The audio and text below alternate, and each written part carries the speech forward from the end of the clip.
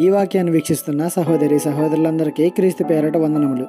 ఈరోజు వాక్యం ద్వారా దేవుడు మనతో చెప్తున్న మాట, ఆయన దిక్కులేని దరిద్రుల ప్రార్థన నిరాకరింపక వారి ప్రార్థన వైపు తిరిగి ఉన్నాడు. కీర్తన గ్రంథము 102:17. దిక్కులేని దరిద్రులు అనగానే మనకు జ్ఞాపకం వచ్చేవారు ఎవరు? రోడ్ల పక్కన దిక్కు లేకుండా పడి ఉండి తినడానికి ఉండడానికి సరైన సదుపాయం లేకుండా స్లమ్ ఏరియాలో జీవించేవారే కదా మనకు గుర్తుకు వచ్చేది.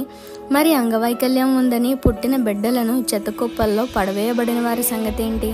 భార్యల మాటలు విని, భర్తల మాటలు విని, ఇరుగు పొరుగు వారి మాటలు విని అత్తమామలతో పడలేకపోతున్నామని, అమ్మ నాన్నలతో కుదరడం లేదని అన్యాయంగా అతి దారుణంగా రోడ్లపై విడవబడుతున్న వారి సంగతి ఏంటి?